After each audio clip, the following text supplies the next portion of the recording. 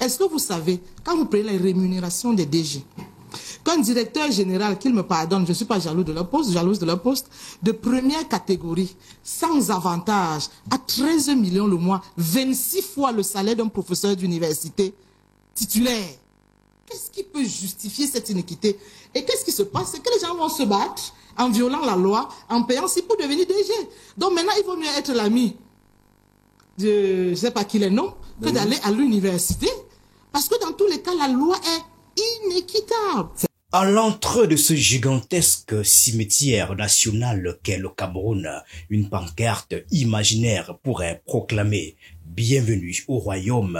Des lois mortes nées où l'encre sèche plus vite que les promesses électorales. Ici, chaque article législatif, chaque décret, chaque réforme a sa tombe soigneusement creusée dès sa naissance.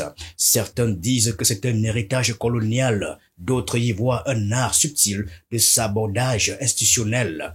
Une chose est certaine, le Cameroun est un terrain fertile, non pas pour la justice, mais pour l'inhumation légale. Lorsque dans un pays, les ministres piétinent la loi et que cette dérive se sert de l'Assemblée nationale comme d'un mur de soutènement, il ne faut pas s'étonner que la République entière dérive dans l'anarchie et la barbarie. Quand ici nous piétinons la loi cadre de la décentralisation, dont la gestation a été douloureuse lors du grand dialogue national, dont le prétexte est bien connu, un amoncellement de morts. Nous nous rendons, chers collègues, complices de ceux qui infligent des souffrances aux Camerounais en privant les élus locaux de moyens leur permettant d'alléger la misère des gens. Si la loi cadre de la décentralisation de 2019 ne vous convient pas, abrogez-la. Vous avez ici une majorité servile, quelques-uns s'expriment d'ailleurs là, que vous pouvez piétiner comme vous voulez. Pourquoi vous vous échinez même à écrire des lois? Fermez une fois l'Assemblée nationale puisque tout vous est permis. Tenez justement cet exemple flagrant. L'Assemblée nationale, ce lieu censé être le temple du droit et de la démocratie, est devenu le symbole du mépris des textes, des projets de loi adoptés sans véritable débat, des décisions prises à huis clos, des élus qui cautionnent des pratiques contraires aux principes même qu'ils sont censés défendre. Un récent rapport souligne que plus de 70% des lois adoptées au Cameroun ne sont pas appliquées dans les délais impartis. Au niveau de la nation, à l'Assemblée nationale, la loi de finances, ça c'est le terme très savant, c'est ce que nous appelons au quartier le budget. C'est un gros document on s'arrange tous les ans à ne pas, ce n'est pas l'affaire de Bengono, ça n'a pas commencé avec son mandat. Nous sommes nés, nous avons prouvé que c'est comme ça que ça marche. Et ils n'ont jamais, c'est les mêmes qui sont toujours majoritaires. Depuis que l'Assemblée nationale est Assemblée nationale, la majorité n'a pas changé de camp. Elle est dans le RDPC et son ancêtre, l'UMC. Vous allez chuter. Il ne dépose pas, il ne respecte pas. Ce n'est pas là le problème. Le problème, c'est pourquoi vous faites des textes que vous ne pouvez pas respecter, mais que vous faites semblant de vouloir respecter, et vous ne faites pas votre aggiornamento en disant nous faisons mal de ne pas respecter. Mais il n'y a pas que ça c'est pour l'Assemblée. Dans le vaste cimetière du Cameroun, les lois reposent paisiblement, gravées sur des pierres tombales poussiéreuses. Elles sont nombreuses, entassées comme des souvenirs d'une vie législative prolifique, mais tragiquement inutile. Ici, dans cette nécropole juridique, les décrets, les textes réglementaires et les réformes dorment, ignorés par les vivants. Les grandes crises économiques du mondial ont été posées par la violation de la norme et des comportements déviants. Rappelez-vous de la crise Enron. C'était quoi? La complicité entre le commissaire aux comptes et une entreprise. Ça crée quoi? Une crise mondiale. Lorsqu'on a pris au niveau du Cameroun, des pays d'Afrique et surtout d'Afrique centrale, la loi sur le blanchiment d'argent, qui sont les personnes qu'on a arrêtées les premiers? C'était les banquiers. C'était la violation de la norme. Je ne vais pas plus loin, je voudrais simplement indiquer que la norme, quand elle est violée, elle coûte cher. Ces lois, censées être les piliers de l'existence d'un pays, sont devenues des vestiges d'un passé glorieux abandonné dans un cimetière où règne l'impunité. À chaque coin de rue, dans chaque bureau administratif, dans chaque salle de classe, les textes sont piétinés, ignorés ou mal interprétés. Mais à quoi sert-il d'avoir une constitution, des codes ou des décrets si leur application est optionnelle? Lorsque nous consacrons ici l'impunité suite au piétinement de la loi qui demande un simple respect des délais de communication des textes budgétaires dans notre pays, foulant aux pieds l'autorité de la plus vieille institution constitutionnelle, la seule qui existe depuis 1946, il ne faut pas être surpris que les gendarmes dans la rue et les policiers veuillent faire de la purée avec les avocats du barreau du Cameroun en les piétinant comme des bêtes sauvages. Tiens, le 18 octobre 2024, un inspecteur de police détaché au parquet des tribunaux de Bafia a agressé sauvagement Maître Paul Assiene à Boyoyo, lui a arraché la moitié des dents et l'a plongé dans une incapacité de 70% selon le certificat médico-légal. Le 19 novembre 2024, c'est récent, Mohamedou Awalou, jeune transporteur sur le corridor Douala-Bangui, a été abattu d'une balle en pleine poitrine, sans sommation et à bout portant. Depuis le 27 novembre 2024, hier, le monde entier est transi d'effroi devant les images devenues virales d'une rare animalité. Un gendarme, sans le moindre scrupule, qui s'offre un spectacle public en piétinant avec furie le cou, je dis bien le cou, d'un avocat du barreau, sans défense, dans la rue, devant des passants groggy de frayeur. George Floyd a été assassiné comme ça aux États-Unis en 2020. Le scandale de l'artiste Longuet et les mises en garde du secrétaire d'État à la Défense n'y ont rien changé. Les forces de maintien de l'ordre, autrefois garantes de la sécurité des citoyens, sont désormais synonymes de peur. L'affaire Richard Tamfo, avocat violemment agressé par des policiers, illustre une dérive préoccupante. Ce n'est pas un cas isolé. Ces scènes de brutalité deviennent presque banales, révélant une fracture entre l'État et son peuple. En ce qui concerne le confrère Tamfo, la norme, c'est de protéger la défense. Mais Tamfo représente la défense. Il représente l'avocat. Tout le monde a besoin d'un avocat. On l'a vu dans tous les pays du monde. On a vu des chefs d'État réclamer, exiger la présence de leur avocat. Je voyais encore une vidéo sur les réseaux sociaux dans laquelle l'ancien dictateur, entre guillemets, Saddam Hussein, demandait la présence de son avocat. Il demandait, mais on m'entend, est-ce que mon avocat est déjà arrivé? Ça veut dire que tout le monde a besoin d'un avocat. Et si c'est cet avocat qui est pris comme un fagot de bois, ligoté, mis dans un pick-up, piétiné par ceux qui sont censés assurer le maintien de l'ordre, à ce moment, on a un problème avec l'exigence légale qui n'a pas été respectée. Parce que la norme, c'est aussi d'interpeller avec humanité. La norme, c'est aussi d'interpeller en respectant, en opposant à l'autre, à celui qu'on interpelle, une force proportionnelle à sa réaction. Maître Tamfo, que je connais, n'est pas celui qui aurait retroussé les manches pour se battre avec la force publique. Non. On est encore là dans une violation de l'exigence légale. La scène est impressionnante.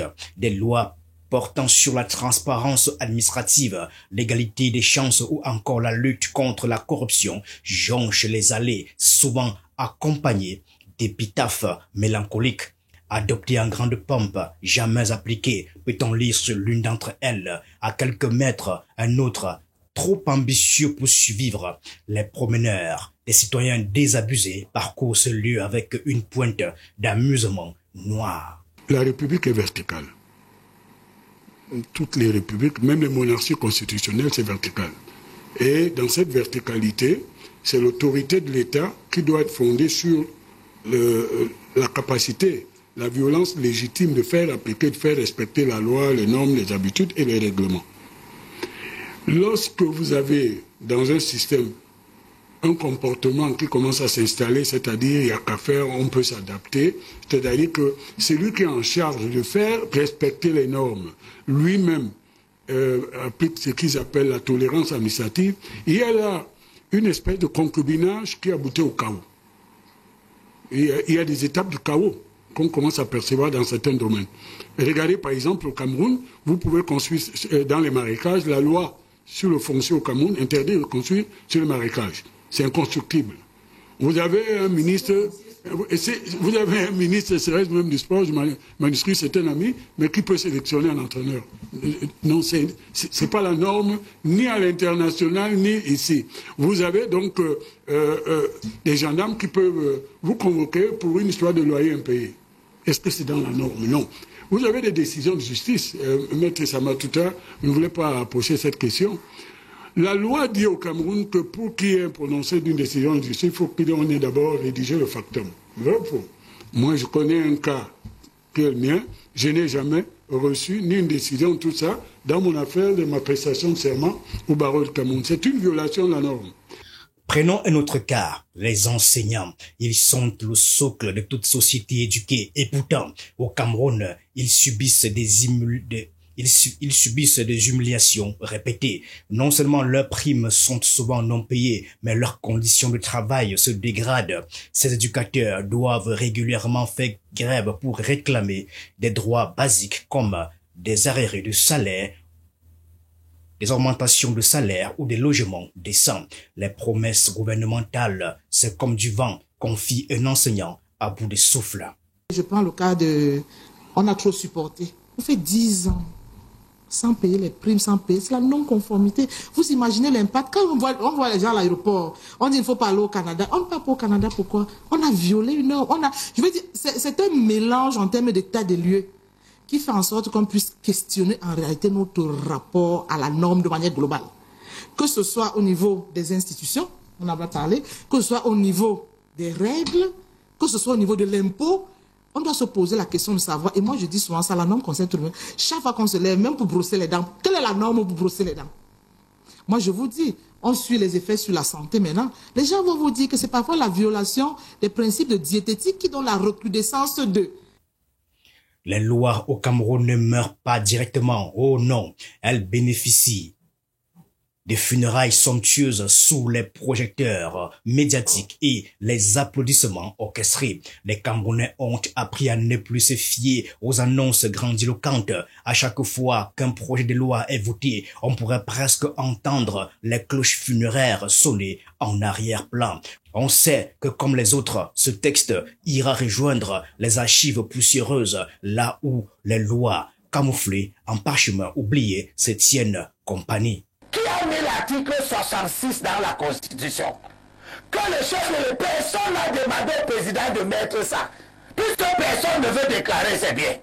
Mais il a mis pourquoi? Lui-même ne déclare pas. Ses députés ne déclarent pas. Aucun gestionnaire de budget ne déclare pas. Aucun ministre, même dans les partis d'opposition, personne ne déclare. Parce qu'il n'y a pas où déclarer. Tout ça, ça marche de comme ça depuis que la Constitution de 96 a été adoptée. Et personne ne se plaint. Il n'y a que l'opposition qui se plaint. Quelle est la conséquence? C'est que la lutte contre la corruption piétine. Parce que l'article 66 a été inspiré par la conférence tripartite pour donner au président de la République un outil fondamental de lutte contre la corruption. Il ne veut pas. Très bien. Tirer dans les conclusions.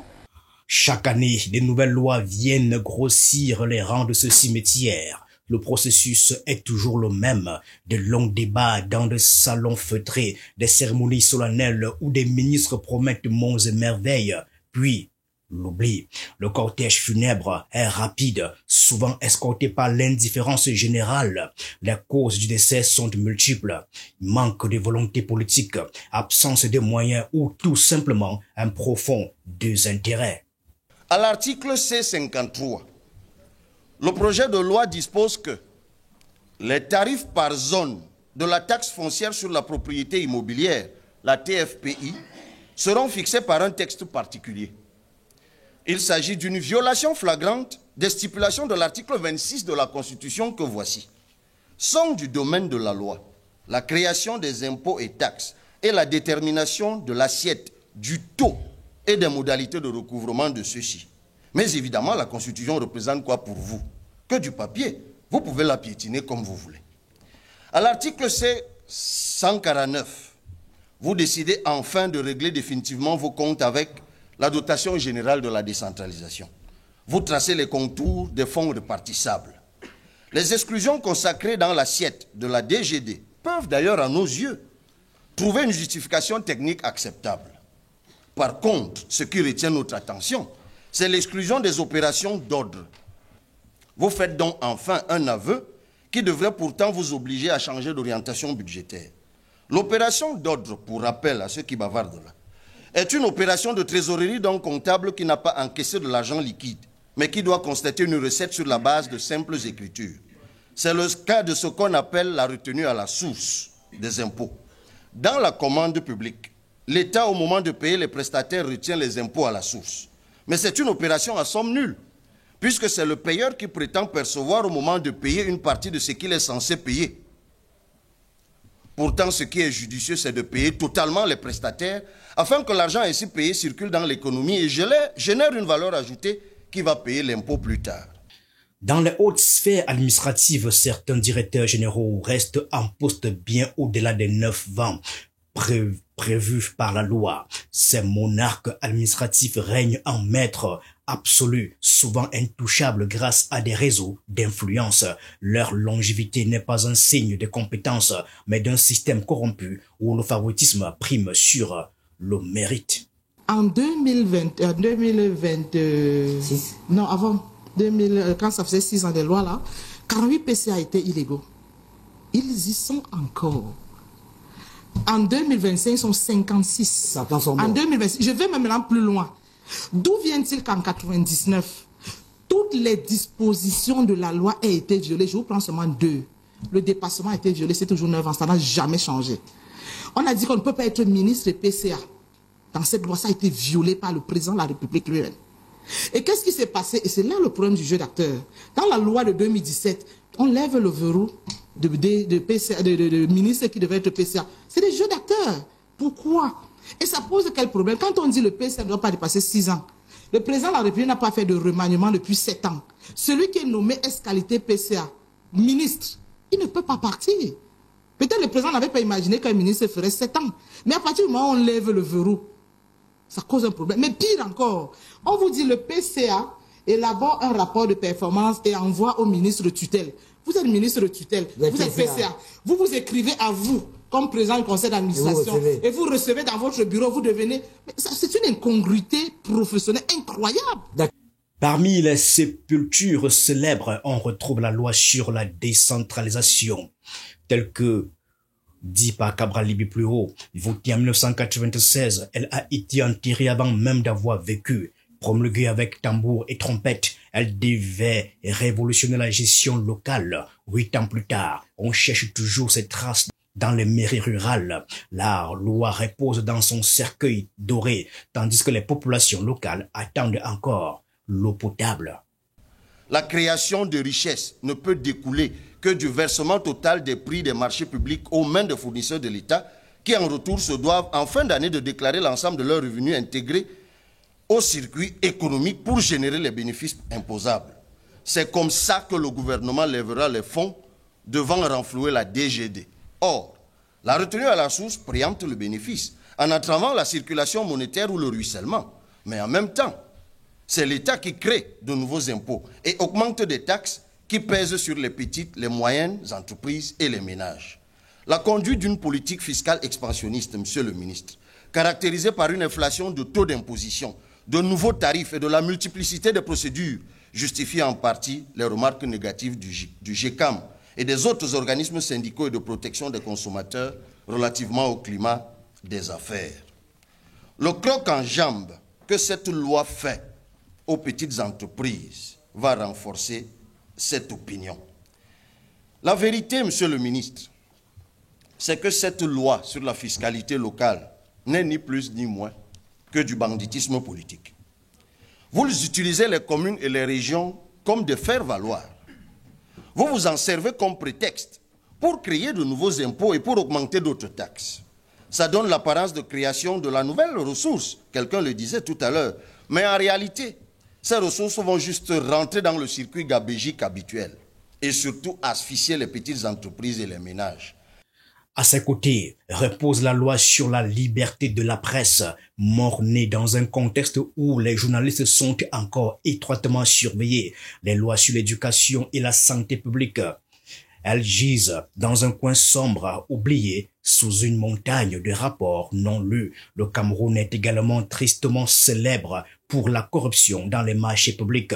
Routes jamais construites, hôpitaux abandonnés, écoles fantômes, les fonds destinés au développement disparaissent dans des circuits opaques. Cette gabegie financière asphyxie un pays où les citoyens attendent désespérément des services de base. Le président Cabral Libye a dit un jour, la justice est le dernier rempart qui permettra au pays de rester debout. Mais si vous avez une justice forte, quels que soient les cas, si l'on sait qu'en jetant un morceau de papier sur la route, on peut être interpellé, aller devant un tribunal et payer pour ça. Si l'on sait que en allant auprès des autorités, les officiers de police judiciaire, puis à la justice, si quelqu'un vous brandit des menaces au quartier, il vous dit je vais vous porter plainte. Si vous êtes certain qu'en allant à la justice, si vous avez raison, le tribunal reconnaîtra que vous avez raison, vous n'aurez pas peur d'aller affronter la justice. Mais tant qu'on est dans un pays où on distribue certaines fonctions comme si c'était des récompenses à certains individus, alors la conséquence sera nette. Avec plus de milliers de lois adoptées depuis l'indépendance et à peine 10% appliquées, le Cameroun pourrait rivaliser avec l'OPEL, la chaise en matière de densité. Des spécialistes avancent même que le pays détient le record mondial des lois inutilisées. Les couloirs du ministère de la Justice ressemblent à une morgue où chaque texte législatif est étiqueté, classé et scellé dans des tiroirs hermétique. Parmi les pensionnaires célèbres du cimetière des lois, citons la loi de 1996 sur la limitation des mandats présidentiels, gracieusement contournée en 2008 pour offrir au président Paul Biya une éternité au pouvoir. La loi sur la protection des consommateurs qui reste aussi inactive qu'un panneau solaire sous une éclipse. La réforme agraire, un chef-d'œuvre de velléité législatif enterré avant même sa promulgation. La justice, censée être aveugle, semble bien voir les classes sociales. Les puissants échappent aux sanctions, tandis que les faibles subissent la rigueur des lois biaisées. Les Camerounais passent des heures dans les bureaux administratifs pour obtenir des documents simples, victimes d'un système lent et inefficace. Les hôpitaux publics sont souvent sous-équipés, obligeant les malades à se tourner vers des cliniques privées hors de portée pour la majorité. Trop, c'est trop dans certains secteurs, et quand il y a des événements qui peuvent déboucher sur des troubles à l'ordre public, on se rend compte qu'on s'est éloigné de la norme. Et donc la conformité, la non-conformité, c'est l'installation dans un comportement de transgression de l'ordre public. Et Viviane le disait tout à l'heure, ça a des conséquences sur notre sécurité nationale. Vous comprenez? Ça a des conséquences sur notre sécurité nationale, économique, financière, et tout ça. On dit la parole de l'État n'est plus considérée. Ça veut dire qu'on s'éloigne déjà parce que l'État ne montre pas sa verticalité pour imposer la norme. Dans ce royaume des lois sans vie, les fossoyeurs ne manquent pas. Ils portent des noms prestigieux. Bureaucratie, corruption, manque de volonté politique, leur travail est minutieux. Une fois qu'un texte législatif est adopté, ces artisans de l'immobilisme le découpent en morceaux, le noient sous les procédures ou simplement l'oublient dans un tiroir. Le cas des lois sur la transparence financière est emblématique. Votées sous la pression des bailleurs de fonds internationaux, elles ont été immédiatement enseveli sous une avalanche d'exceptions. Un observateur ironisait récemment: au Cameroun, la transparence est une fenêtre qu'on a murée avec des briques légales. Tant qu'on reste dans un environnement où tout est décidé par un homme. Est-ce que vous vous rendez compte qu'au Cameroun, même les conseillers municipaux, on a le sentiment que la décision vient de la présidence de la République. Donc, si on ne crée pas une véritable scission où les gens assument des responsabilités, un grand président du monde, je termine par là, avait dit « L'Afrique n'a pas besoin d'hommes forts, mais d'institutions fortes. » Sauf que ceux qui crédibilisent les institutions et qui lui donnent la force, c'est naturellement les hommes. Et tant que les hommes qui sont à des postes de responsabilité ne comprennent pas qu'ils doivent jouer l'équation personnelle également, mais seulement contenter le chef, écouter, on ne sera pas sorti de l'auberge demain en termes de conformité. Le cimetière ne pourrait fonctionner sans ces fossoyeurs. Ces législateurs eux-mêmes, après avoir accouché des lois avec grand fracas, ils se retirent, laissant leur création de périr. Ensuite viennent les administrateurs, souvent experts dans l'art de détourner ou d'ignorer les textes qui devraient guider leurs actions. Enfin, le citoyen lambda, accablé par un quotidien difficile, préfère détourner le regard, acceptant tacitement que les lois ne sont que des ornements symboliques. Quand la taxe d'abattage d'une tête de bœuf passe de 1000 francs à 2500, celle d'une tête de porc passe de 400 à 1500, celle d'une tête de mouton de 250 francs à 1000 francs, celle d'un coq de 0 francs à 250. Je ne parle même pas de l'impôt du timbre communal qui passe de 200 francs à 500 francs. C'est quoi le but? Si ce n'est de provoquer l'augmentation des prix en fin d'année et l'aggravation de la pauvreté des gens. Ce que les mairies, les communes et les régions attendent de cette réforme, c'est le respect de la volonté du peuple en permettant aux élus d'avoir les moyens de régler leurs problèmes. Mais cette loi durcit plutôt la caporalisation des ressources par l'État central. La vérité est simple. Vous ne voulez pas la décentralisation. La centralisation dont font l'objet tous les impôts communaux aux fins de péréquation n'est pas juste dès lors qu'elle n'apporte pas un réel privilège de distribution pour la commune d'origine de la recette. Face à cette situation, les Camerounais ont développé un humour noir unique sur les réseaux sociaux. Par exemple, les mêmes fusent des photos des lois en train de faire la sieste, des caricatures des ministres tenant des textes législatifs comme des trophées inutiles. Les conversations dans les taxis partagent aussi cette fatalité joyeuse. Le produit de la redevance forestière, monsieur le ministre, la redevance annuelle, qui arrive dans les caisses du trésor public, est partagé entre l'État qui récupère 50% et les communes qui s'en tirent avec le reste. Mais en réalité, la quote-part de 50% affectée aux communes est répartie comme suit en vertu des dispositions de l'article 243 du Code général des impôts. 10% de 50% pour les services fiscaux de l'État au titre de l'appui au recouvrement. Vous avez dit niet aux collègues de la Chambre, de la Commission, qui vous ont dit de baisser ce pourcentage. 36% de 50% sont centralisés au FECOM pour péréquation.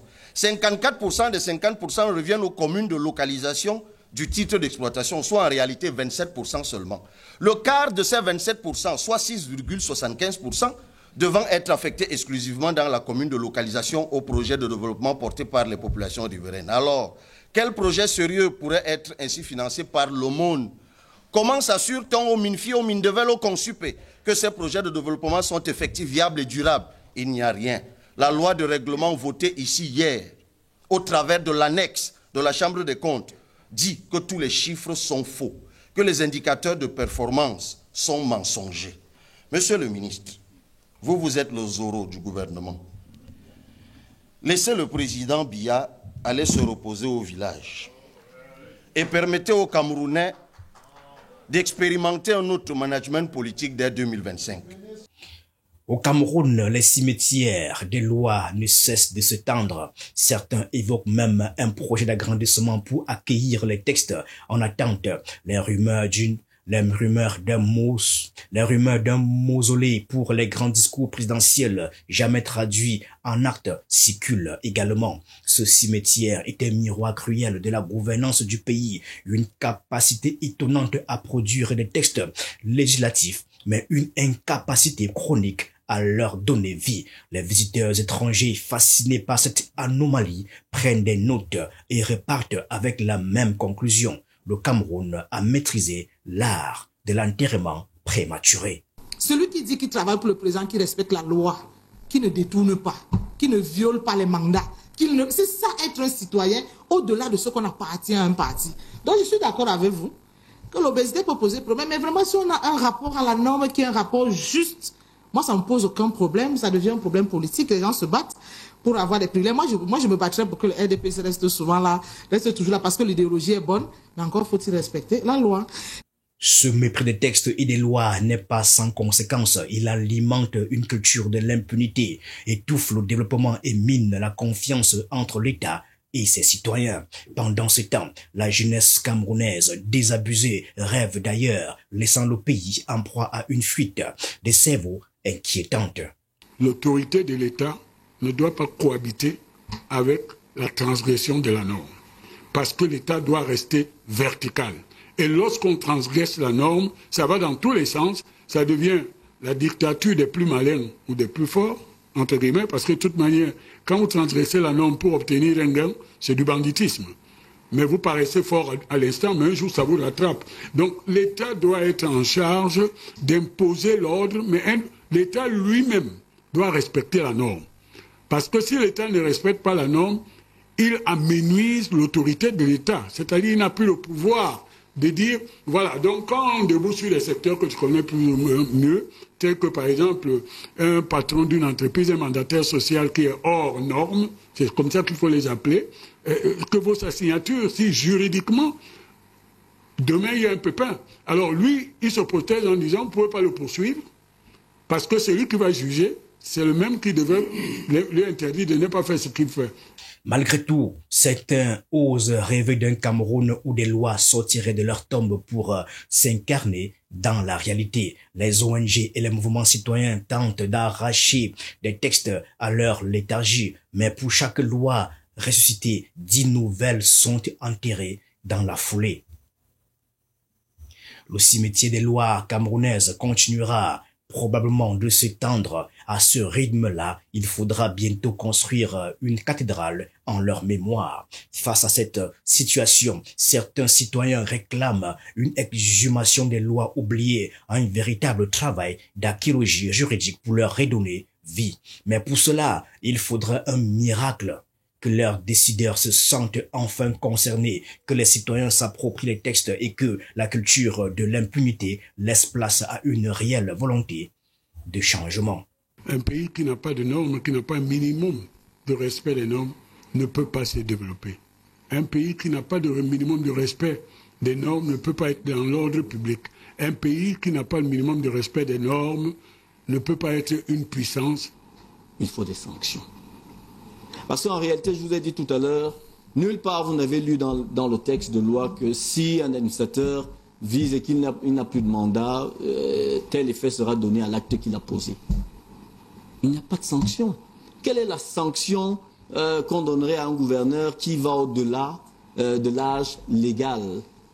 Il faut élire de nouveaux hommes aux nouvelles idées et à l'abnégation pour pouvoir transformer ce Cameroun de nos rêves. Merci. Nous avons tout, sur tous les plans, les richesses, la compétence, mais il faut simplement la vision, et la vision manque à ceux qui sont là maintenant. Merci beaucoup. En attendant, le Cameroun reste le pays où les lois reposent en paix, aux grandes dames de ceux qui espèrent encore leur utilité. Le cimetière des lois reste un site touristique unique. Les Camerounais y viennent non pas pour se recueillir, mais pour rire de leur malheur. Et au fond, n'est-ce pas là la meilleure preuve de résilience?